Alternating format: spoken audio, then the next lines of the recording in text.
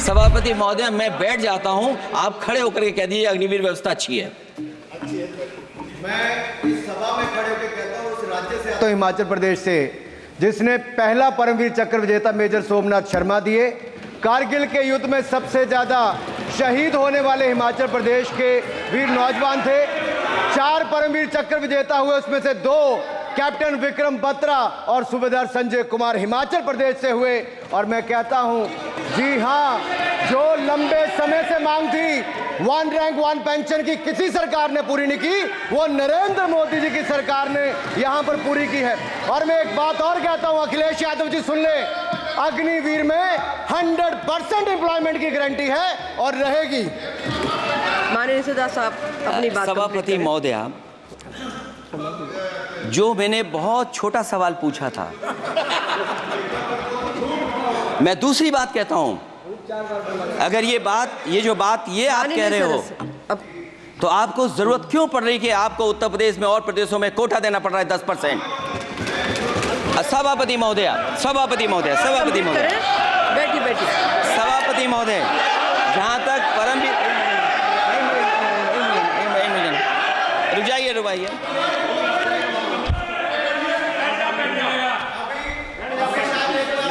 अरे सुनने दो। माननीय सदा साहब अपनी सभापति महोदय, सभापति महोदय, चैल जानते हैं आप कहाँ हैं? चैल जानते हैं आप कहाँ हैं? कभी गए हो उस मिलिट्री स्कूल में?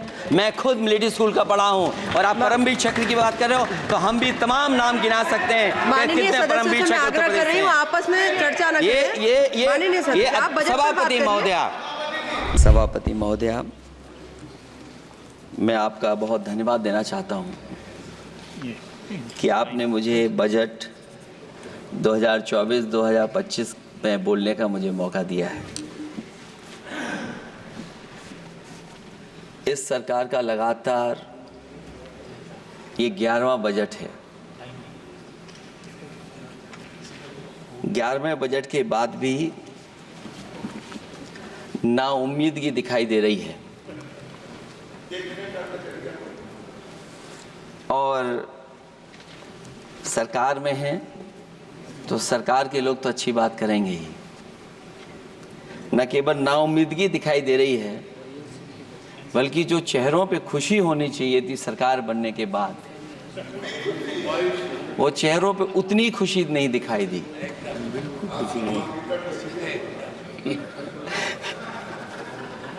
ये 11वें बजट में बेरोजगारों के लिए, युवाओं के लिए, गांव के लिए और उनकी तकलीफ परेशानी का जो मुद्दा है वो 9-2-11 दिखाई दे रहा है मुझे। महंगाई में घर चलाना, बच्चों को पढ़ाना और घर के बड़े बुजुर्गों की दवा इलाज से लेकर के महंगाई का जो सामना करना पड़ रहा है, ये बातें परिवार वाले बखूबी जानते हैं।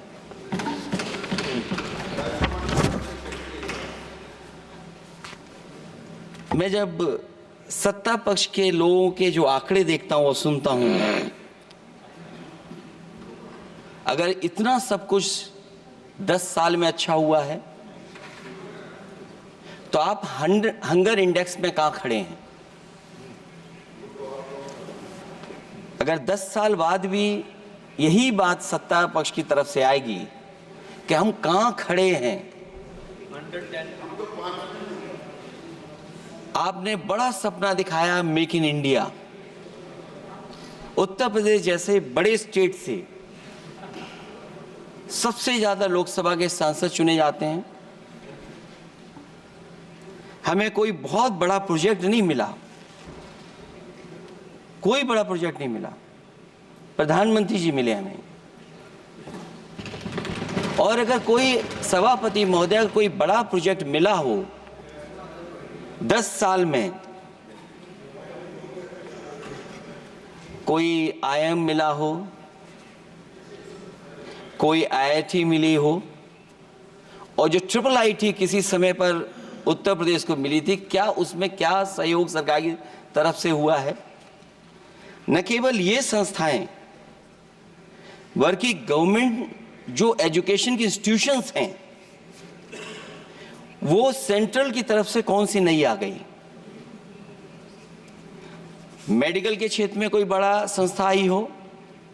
जो 2 एम्स आए हैं, मुझे याद है कि रायबरेली का एम्स भी समाजवादी सरकार में जमीन दी गई, उसके परिणाम है कि वह एम्स बन गया।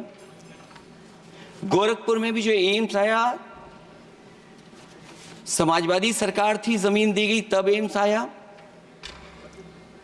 और जो एम्स आ भी गए हैं अगर वहां 2, क्या उनमें पर्याप्त इलाज मिल पा रहा है? केवल यही नहीं, मेक इन इंडिया सपना तो ये दिखाया गया था कि अगर प्राइवेटाइजेशन हो जाएगा तो नौकरियां मिल जाएंगी। कुछ हद तक तो बहुत सी चीजें प्राइवेटाइज हो गईं, लेकिन नौकरियां कम होती चली गईं। और जो सबसे बड़ा सवाल है, जो पीढ़ी परिवार के लोगों को जो हक और सम्मान मिलता है, क्या ये सरकार वो दे पा रही है? टैक्स कलेक्शन में सपना दिखा रहे हैं कि हम यहां पहुंच गए हैं, आखिरकार एक्सपोर्ट क्यों कम होता चला जा रहा है? और हम जो ट्रेड डेफिसिट है उसको कैसे खत्म करेंगे?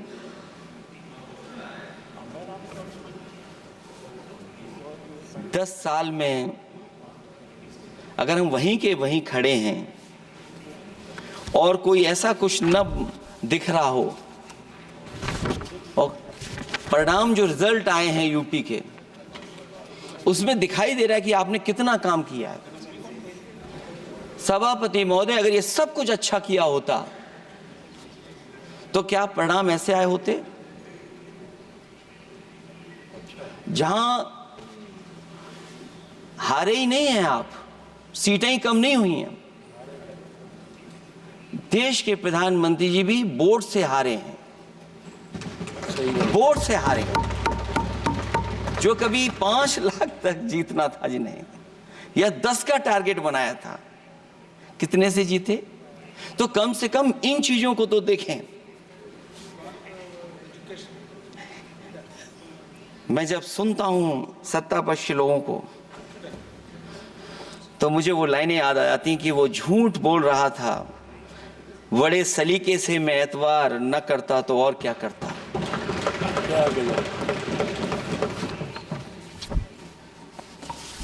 मुझे याद है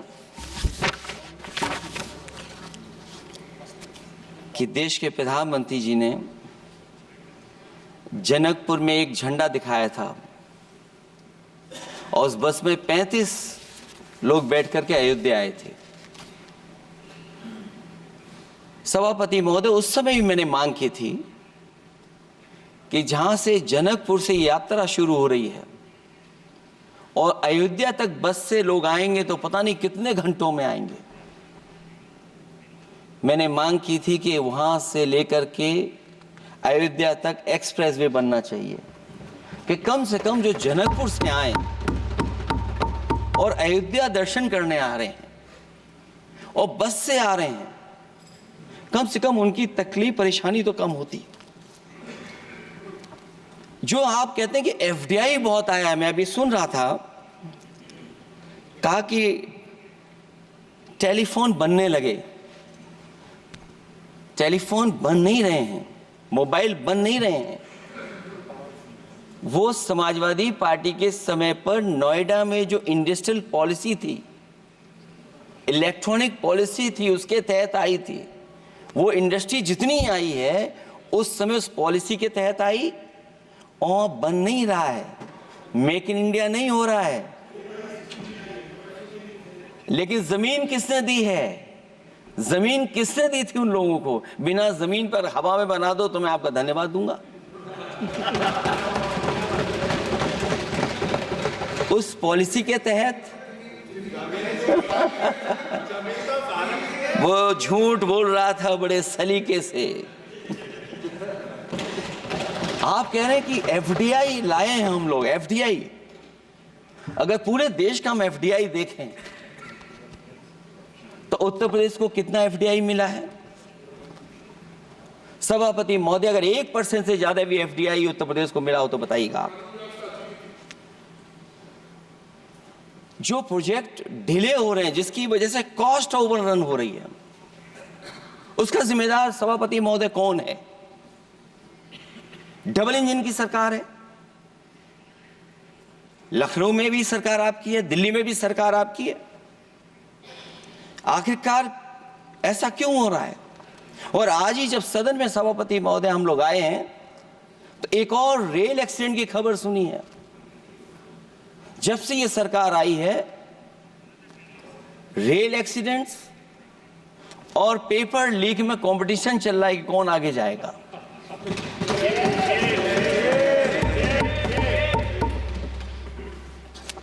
मैं तो अखबारों में पढ़ता था सभापति महोदय कि तोड़ फोड़ करके ये सरकार बनाते हैं। अभी एक सदस्य पिछली बार वो तोड़ फोड़ कर करके शायरी भी बनाने लगे हैं। प्रधानमंत्री जी एयरफोर्स का सबसे बड़ा हवाई जहाज हरकुलिस विमान लेकर के आए थे और वो सड़क पर उतरे थे, वो एक्सप्रेसवे पर उतरे थे। मैं समझता हूं सभापति महोदय, यहां जितने माननीय सदस्य हैं सब ने देखा होगा और सब ने निर्देश के अनुसार उस पर ट्वीट भी किया होगा।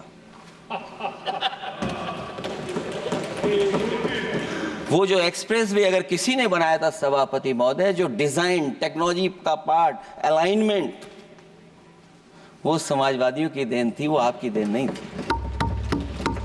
ये बात मैं इसलिए कह रहा हूं सभापति महोदय क्योंकि इस बजट में सरकार चलाने के लिए आपने पैकेज दिया है। हमें कोई नाराजगी नहीं है पैकेज देने की, आप पैकेज और दीजिए। लेकिन अगर आप बक्सर से भागलपुर एक्सप्रेसवे बना रहे हैं तो आप उत्तर प्रदेश की पूर्वांचल एक्सप्रेसवे को क्यों नहीं जोड़ रहे हैं?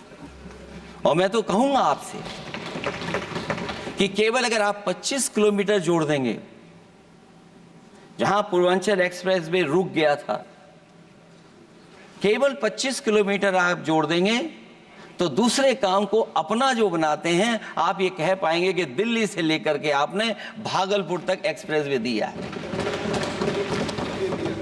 हाँ जी, वो अभी से नहीं, बहुत पहले से बन रहा है। बहुत पहले से बन रहा है।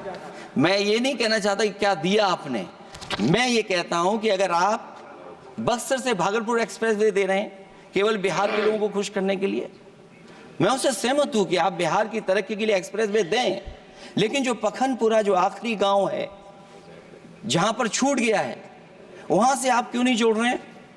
और हमारे स्टेट के लिए आप कोई नया एक्सप्रेसवे क्यों नहीं दे रहे हैं? आप हमारे लिए क्यों नहीं दे रहे हैं एक नया एक्सप्रेसवे? आप दिल्ली के बजट से दे रहे हैं, आप यूपी अपने बजट से बना रहा है। आप बताइए कोई यूपी को आपने एक्सप्रेसवे दिया हो? कोई एक्सप्रेसवे नहीं दिया। और मैं तो कहूंगा, और याद दिलाइएगा अपनी सरकार को, एक बुंदेलखंड एक्सप्रेसवे बना था, अभी बताएंगे आपको उसका भी। सभापति महोदय, एक बुंदेलखंड एक्सप्रेसवे दिया सरकार ने, उत्तर प्रदेश सरकार ने, वो दिल्ली के बजट का नहीं है। मैं मांग कर रहा हूं कि दिल्ली के बजट से कोई एक्सप्रेसवे मिलना चाहिए। जो बुंदेलखंड एक्सप्रेसवे दिया, प्रधानमंत्री जी उद्घाटन कर करके वापस लौटे, अब रिपेयर का पैसा कौन देगा? वो आज भी रिपेयर मांग रहा है।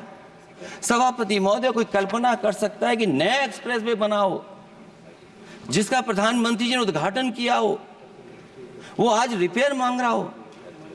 और वो एक्सप्रेसवे 6 लेन नहीं है, वो 4 लेन है। मैं इसमें भी सुझाव देना चाहता हूं, ये जो बुंदेलखंड वाला एक्सप्रेसवे है, ये अभी 15,000 करोड़ से ज्यादा का बना है स्टेट गवर्नमेंट का। इसको मुनाफा नहीं हो रहा, टोल कलेक्शन नहीं है बहुत ज्यादा। इसको सतना से जोड़ दिया जाए और बुंदेलखंड जहां से शुरू हो रहा है, हमारे डिस्ट्रिक्ट इटावा से, कम से कम उसको हरिद्वार तक ले जाना चाहिए। अगर हरिद्वार से लेकर के सतना लोग चले जाएंगे तो शायद बुंदेलखंड के लोगों को भी लाभ होगा। और सबसे बड़ी बात है सभापति महोदय, दिल्ली और लखनऊ मिलकर के उन एक्सप्रेसवे की सेफ्टी से और उसकी डिजाइन से खिलवाड़ कर रहे हैं। जो इंडियन रोड कांग्रेस कहती है, जो डॉक्यूमेंट कहता है, वो ये कहता है कि मीडियन सड़क का 12 मीटर से लेकर के 14 मीटर होना चाहिए। आप जाकर के देख के आइए, जो पूर्वांचल वाला बना है उसका मीडियन कितना है? क्या भविष्य में आपने चलने वालों की सेफ्टी के साथ खिलवाड़ की है कि नहीं की है? ये आपको विचार करना पड़ेगा। जिस समय लद्दाख और चीन को लेकर के सवाल उठा था सभापति महोदय, उस समय पॉलिटिकल पार्टी से सुझाव मांगे गए थे और सुझाव ये मांगे गए थे कि आप क्या सुझाव देना चाहते हैं। तो उस समय जो सुझाव समाजवादी पार्टी ने दिया था, वो सुझाव ये था कि लिपू लेक से लेकर के आपके ग्वालियर तक 6 लेन हाईवे बनना चाहिए। कभी जरूरत पड़ने पर सीमाओं पर हमारी फौज का आना जाना जल्दी हो जाए। और मुझे याद है, जो अखबारों में मैंने पढ़ा था, सरकार ने उसको स्वीकार कर लिया था कि 6 लेन हाईवे बनेगा वो। लेकिन जब टेंडर की बात आई तो सुनने में आया कि वो 4 लेन बनने जा रहा है। और अभी जब वो काम हो रहा है, जब काम मैंने दोबारा उसको देखा तो पता लगा कि डबल लेन पेव शोल्डर बन रहा है। सोचिए, कहां 6 लेन बनाने की बात थी, आप डबल लेन पेव शोल्डर बना रहे हैं। और पता नहीं कौन उस हाईवे को डिजाइन किसने किया है डिजाइन, कि जितने भी कस्बे उसके आसपास पड़ रहे हैं, कस्बे वाले अब नाला कहां से बनाएं, घर ऊंचा करें कि सड़क को तोड़ें।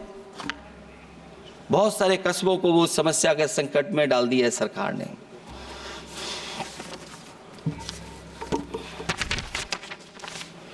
जो सरकार मंचों से ये कहती थी कि हम किसानों की आय दोगुनी कर देंगे, आज तो 11 साल हो गए सरकार को।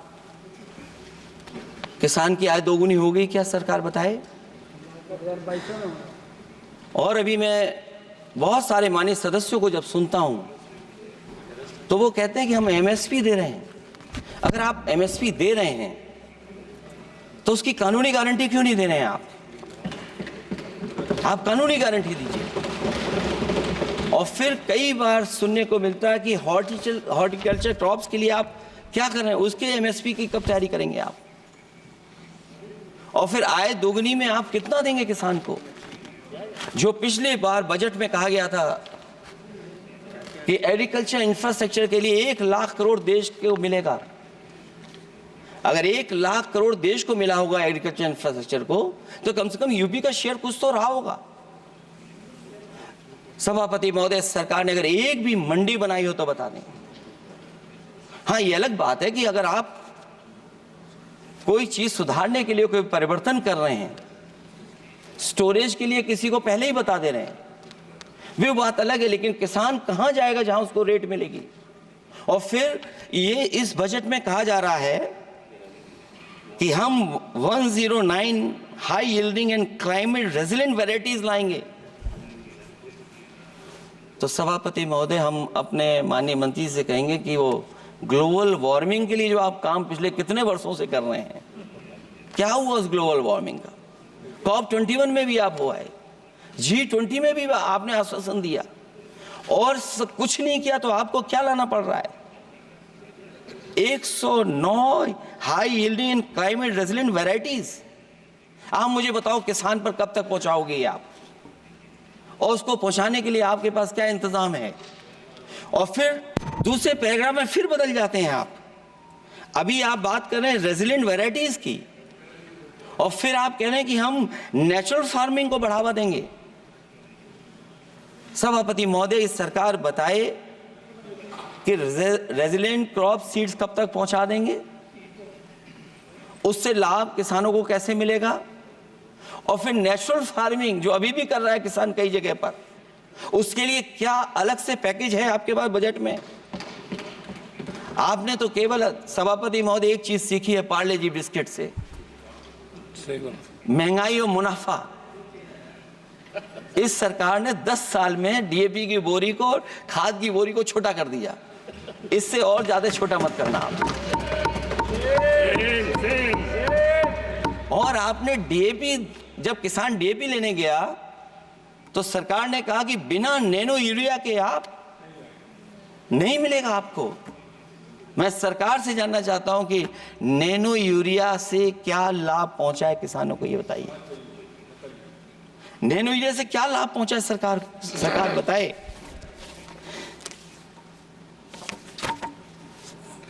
हमारे यहां बड़े बड़े आयोजन हुए सभापति महोदय, इन्वेस्टमेंट मीट के बड़े बड़े आयोजन हुए इन्वेस्टमेंट मीट के, और 5 लाख करोड़ के एमओयू साइन हो गए। 5 लाख करोड़ के। मैं ये सभापति महोदय, बजट हमारी क्या मदद कर रहा है उत्तर प्रदेश के उद्योग लाने के लिए। और ऐसे आयोजन हुए जिसमें देश के प्रधानमंत्री आए, देश के राष्ट्रपति आए, और देश के जितने बड़े उद्योगपति सब आए थे। लेकिन आज यूपी को क्या मिला वहां पर?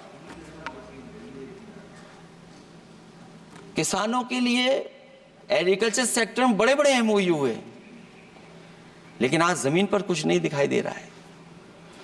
मुझे याद है समाजवादी सरकार में, क्योंकि देश का सबसे ज्यादा उत्पादन दूध का अगर कहीं हो रहा है तो उत्तर प्रदेश में हो रहा है, और उस उत्पादन को बढ़ावा देने के लिए और इन्वेस्टमेंट लाने के लिए उस समय की सरकार ने फैसला लिया कि अगर बाहर से भी कोई डेयरी या डेयरी प्लांट लगाना चाहेगा तो उसमें सरकार सहयोग करेगी।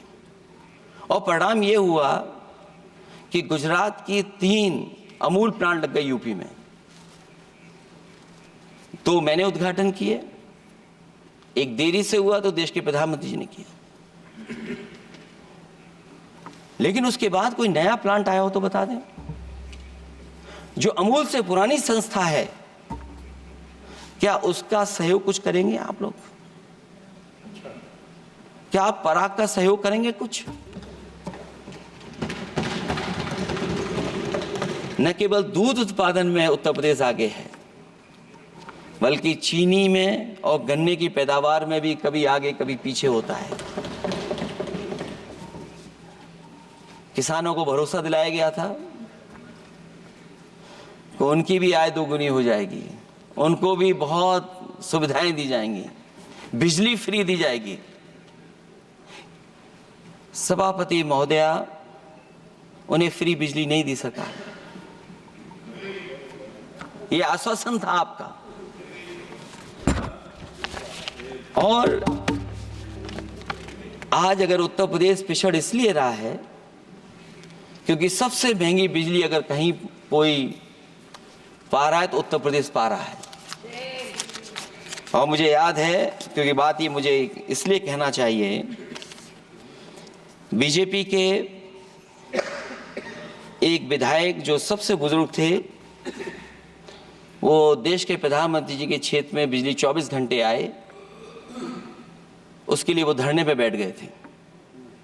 वहां के अधिकारियों ने कहा कि बुजुर्ग हैं, इनका स्वास्थ्य बेहतर नहीं है, इनका धरना आप उठवा दीजिए। मैंने सभापति महोदय उनको बुलाया, मैंने उनकी बात सुनी।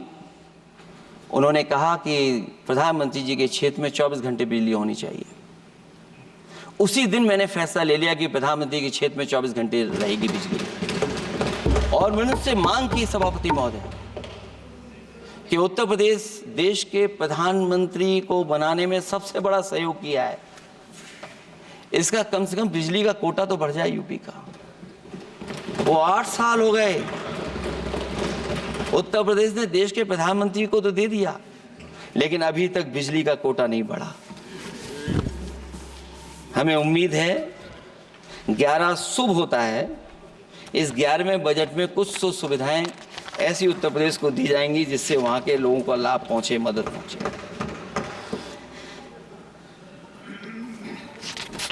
जहां किसान आत्महत्या कर रहा है और पिछले 10 साल में सरकार जानती होगी कि कितने किसानों ने आत्महत्या की है। लाखों लाख किसान आत्महत्या कर चुके हैं। जहां किसान तकलीफ और परेशानी में है, वहीं सबसे ज्यादा अगर संकट किसी चीज पर आया तो वो नौकरी पर आया है, रोजगार पे आया है। जब सरकार का बजट मैं पढ़ता हूं तो जो स्कीम्स लाई जा रही हैं उसमें,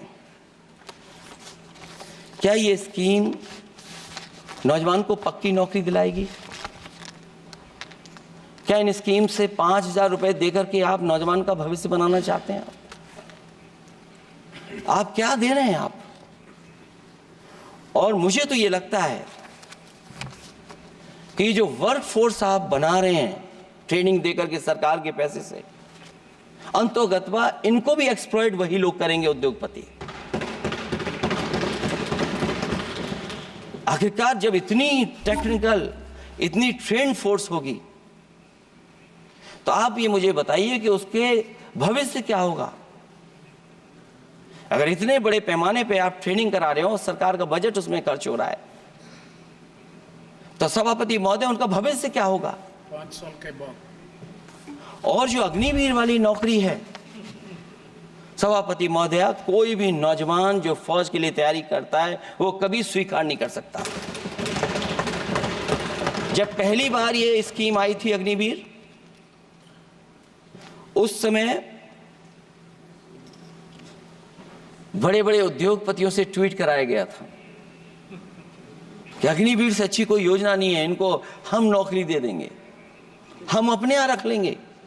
और शायद सरकार में बैठे लोगों को यह बात याद होगी, क्योंकि सरकार खुद स्वीकार करती है स्कीम ठीक नहीं है, तभी वो अपनी अपनी सरकारों से कह रहे हैं कि अग्निवीर वाले जो लौट करके आएंगे उन्हें कोटा दीजिए, आप नौकरी दीजिए।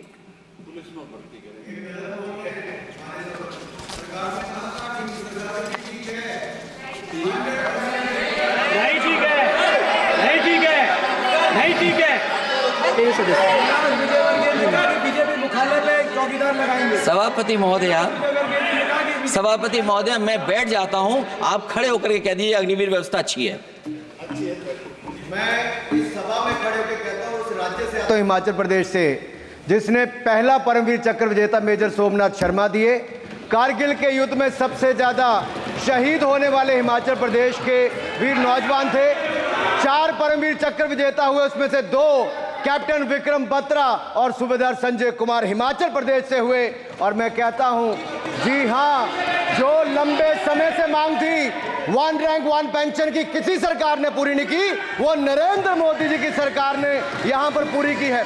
और मैं एक बात और कहता हूं, अखिलेश यादव जी सुन ले, अग्निवीर में 100% एम्प्लॉयमेंट की गारंटी है और रहेगी।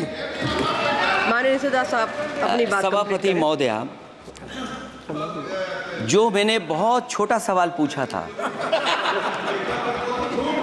मैं दूसरी बात कहता हूं। अगर ये जो बात आप कह रहे हो, तो आपको जरूरत क्यों पड़ रही कि आपको उत्तर प्रदेश में और प्रदेशों में कोटा देना पड़ रहा है 10%? सभापति महोदय, बैठिए। सभापति महोदय, जहां तक परमवीर, रुक जाइए।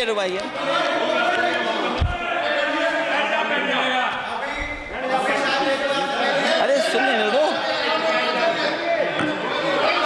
माननीय सदा साहब अपनी सभापति महोदय, चैल जानते हैं आप कहाँ हैं? चैल जानते हैं आप कहाँ हैं? कभी गए हो मिलिट्री स्कूल में? मैं खुद मिलिट्री स्कूल का पढ़ा हूं। और आप परमवीर चक्र की बात कर रहे हो, तो हम भी तमाम नाम गिना सकते हैं। माननीय सदस्यों से मैं आग्रह कर रही हूं, आपस में चर्चा न करें। ये सभापति महोदय, जी 1 मिनट से भी कम,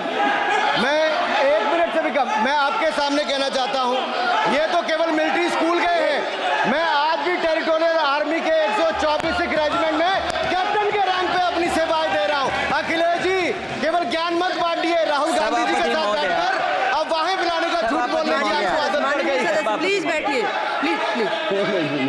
माननीय माननीय सदस्य से मैं आग्रह कर रही हूँ आप अपनी बजट पर चर्चा करें। सभापति और भी महोदय, आपका समय भी पूरा हो गया है। मैं प्लीज कंप्लीट करिए। सभापति महोदय, मैं इसलिए नहीं कह रहा, मैं क्या बात कहना चाहता हूँ, शायद मंत्री जी नहीं रहे इसलिए तकलीफ परेशानी ज्यादा है। और आप अरे हमारा दर्द नहीं समझोगे, हम आपका दर्द चेहरे से पढ़ते हैं। अच्छा दर्द मैं बताता हूँ, दर्द मैं बताता हूँ। माननीय सदस्यों से मैं आग्रह कर रही हूँ सभापति महोदय, दर्द मैं बताता हूँ, दर्द मैं बताता हूँ। बजट पर चर्चा करिए माननीय, प्लीज बजट पर चर्चा सभापति करिए। दर्द मैं बताता हूँ, देखिए दर्द बात पहुंचेगी कि नहीं पहुंचेगी। सभापति महोदय, उत्तर प्रदेश से जब से हारे हैं तब से कोई नमस्कार नहीं कर रहा है, तकलीफ वो है आपको। कंप्लीट करिए। वो वीडियो हमने देखा है कि कोई किसी को नमस्कार नहीं कर रहा है, कोई किसी को देख नहीं रहा है। चलिए धन्यवाद माननीय। और जो अपने आप को बहुत ताकतवर कहते थे, बहुत ताकतवर कहते थे आप अपने आप को, जिसने हराया उसको नहीं ये हटा पा रहे हैं। अब बात समझ में नहीं आई ना? माननीय जिसने हराया उसको नहीं हटा पा रहे। और अगर सभापति महोदय, अग्निवीर व्यवस्था समाजवादी लोग स्वीकार ही नहीं कर सकते। आप बजट पर पूरी अपनी बात रखिए। सभापति महोदय, अग्निवीर स्वीकार नहीं कर सकते। आप अपनी जब भी चर्चा हम रखिए, सत्ता में आएंगे, साल 2 साल, ये चलने वाली सरकार नहीं है, गिरने वाली सरकार है, याद रखना आप।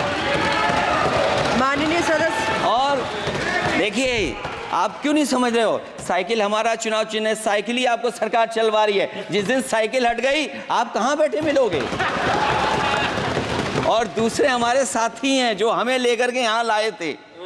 माननीय सदस्य से मैं आग्रह कर रही हूँ कंप्लीट करिए। सभापति महोदय, मैं 2-3 बातें कहता हूँ यूपी को लेकर के मैं मांग करता हूँ। कंप्लीट करिए आप। सभापति महोदय, चंबल एक्सप्रेस वे बनना चाहिए, क्योंकि देश का सबसे बड़ा एक्सप्रेस वे जो 1 लाख करोड़ का बना है वो दिल्ली मुंबई से है। और यूपी को क्यों नहीं जोड़ रहे हैं आप? गंगा को लेकर के सब चिंतित हैं, गंगा की सफाई अभी नहीं हुई है। जो बजट गया पता नहीं कहां चला गया, किसी को नहीं पता। जैसे पानी बहा वैसे ही बजट भी चला गया। दूसरा, क्योंकि मंत्री जी बैठे हैं, वो जानते होंगे मंत्री जी कि देश की सबसे अच्छी लाइन सफारी बनी है इटावा में, और उस लाइन सफारी को बनाने में हम लोगों को बहुत समय लगा, क्योंकि एक लाइन सफारी, एनिमल सफारी अगर बननी हो उसको बनाने में बहुत टाइम लगता है, बहुत जगह से परमिशंस लेनी पड़ती हैं। हम लोगों को परमिशंस नहीं मिली, और क्योंकि वो प्रोजेक्ट अच्छा है, एशियाटिक लाइन्स की ब्रीडिंग शुरू हो गई वहाँ पर। ये सरकार इसलिए नहीं शुरू करना चाहती है क्योंकि वो समाजवादियों ने बनाई है। पहली बार देश में एशियाटिक लाइन्स पैदा हो रहे हैं। नहीं, वहाँ पर इटावा में पहली बार हो रहे हैं, और वो इसलिए नहीं शुरू कर रहे हैं। और वो शेर मैं बता दूं आपको, शेर आया था कि कोई और आया था, वो कहानी मैं नहीं पढ़ूंगा यहाँ पर, फिर मैं बोल दूंगा तो फिर कहोगे कि क्या बोल दिया मैंने, इसलिए मत बुलवाइए तो ही अच्छा है। कि कुछ तो धन्यवाद माननीय सदस्य, धन्यवाद। कुछ मत बुलवाइए मुझसे। सभापति महोदय, मैं ये कहना चाहता हूँ कि लाइन सफारी, एनिमल सफारी उस क्षेत्र की, यूपी की प्राइड है वो, कि पहली बार ब्रीडिंग सेंटर एशियाटिक वहाँ पर बन गया है। दिल्ली की सरकार और यूपी की सरकार मिलकर के उसको शुरू नहीं होने दे रही है। मुझे उम्मीद है कि उसको शुरू करवा देंगे आप। और आखिरी में मैं कहता हूँ, चलते चलते आप 2 लाइनें कहता हूँ, बुनियाद को नकार कर जो इमारतें उठाएंगे, हम भी देखते हैं वो किस मंजिल तक जाएंगे। धन्यवाद, बहुत बहुत।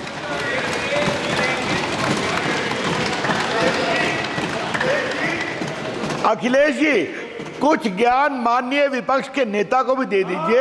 आपने अच्छा भाषण दिया, उनको भी सिखा दीजिए। हालांकि अयोध्या को मैंने कहा हम काम नहीं रोक रहे हैं, लेकिन सभापति महोदय मैं कहना चाहता हूं, इन लोगों का कौन टाउन प्लानर है, कौन आर्किटेक्ट है मैं नहीं जानता हूं, लेकिन जब सरकार से चले जाएंगे तो विश्व की सबसे बढ़िया नगरी अगर कोई बन करके दिखाएंगे तो वो अयोध्या नगरी होगी।